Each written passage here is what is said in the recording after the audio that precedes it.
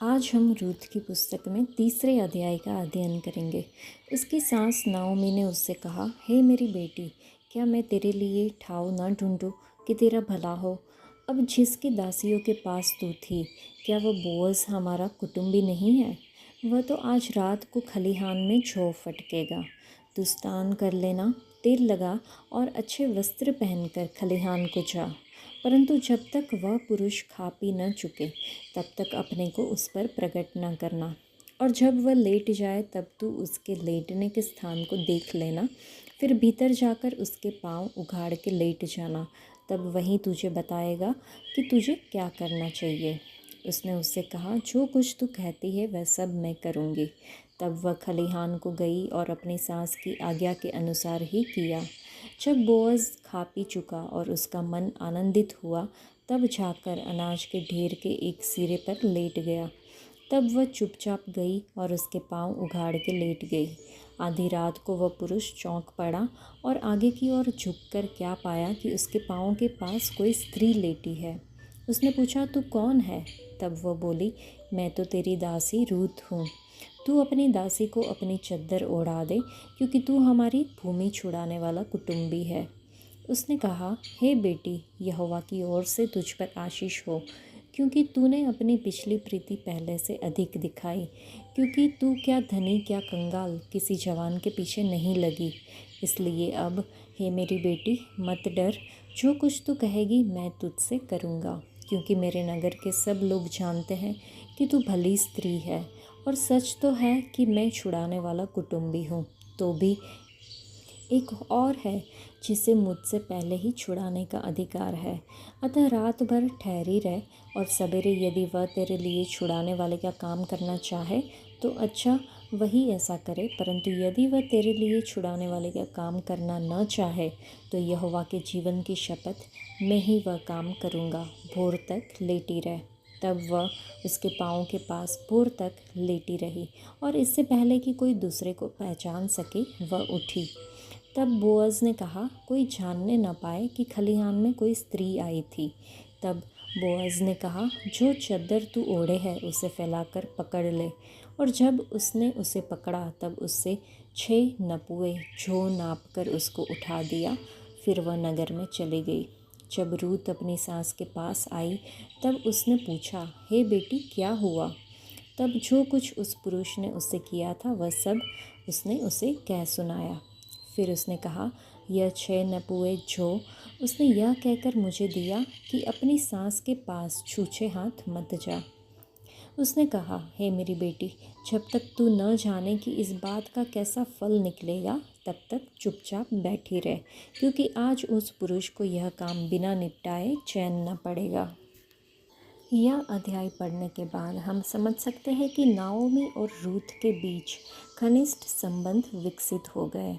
बुजुर्ग नाओमी घर पर रहती थी और उसकी विधवा बहू रूथ उनका भरण पोषण करने के लिए कड़ी मेहनत करती थी।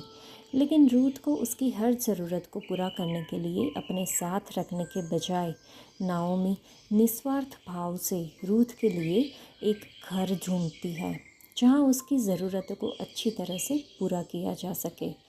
रूथ की भलाई की खोज के परिणाम स्वरूप आखिर नाओमी की भलाई होती है।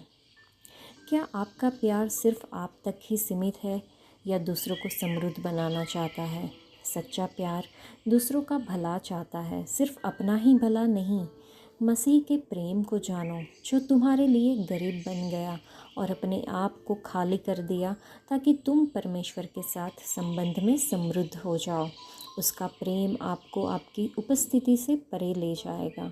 सच्चा प्यार त्याग और निस्वार्थ जीवन की मांग करता है, लेकिन इस प्रक्रिया में ये हृदय को आशीष देता है, आत्मा को खुशी देता है और परमेश्वर की इच्छा को पूरा करता है।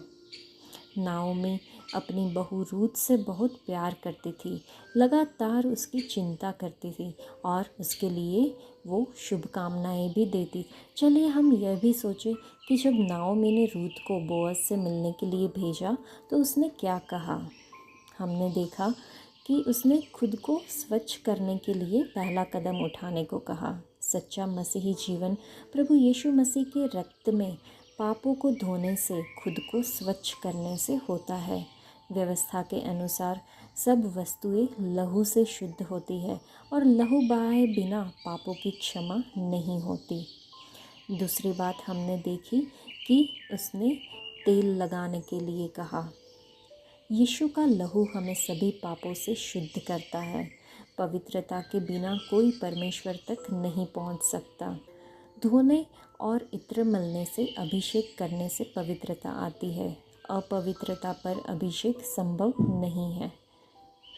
निर्गमन की पुस्तक के 30वें अध्याय में यहोवा परमेश्वर ने मूसा से कहा कि वह दालचीनी, लौंग, लोबान और जैतून के तेल जैसे आवश्यक मसालों से अभिषेक का तेल बनाए और तंबू और उसके सभी सामान और हारून और उसके पुत्रों को पवित्र करे।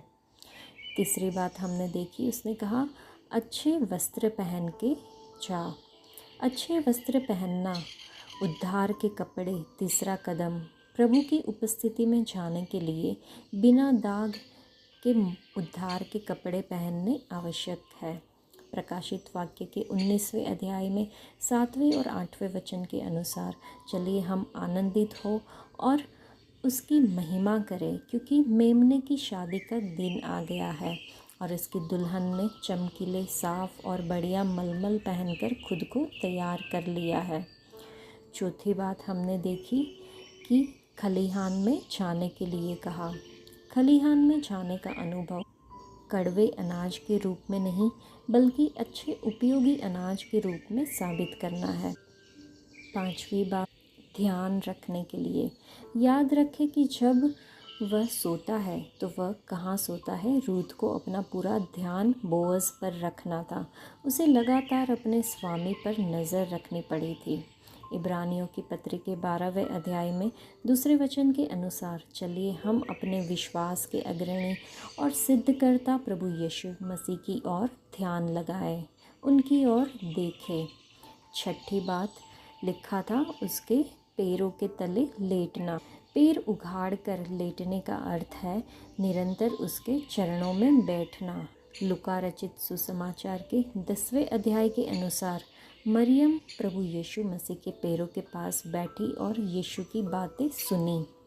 यूहन्ना के 12वें अध्याय में मरियम ने बहुत सारे कीमती मसाले लिए और उन्हें यीशु के पैरों पर मल दिया। 7वीं बात थी, लिखा है कि मैं तुम्हारी दासी रूथ हूँ। लिखा है अपना सिरा फैलाए और अपनी दासी पर गिराए। परमेश्वर हमारी नग्नता, हमारे पाप को ढकने में सक्षम है।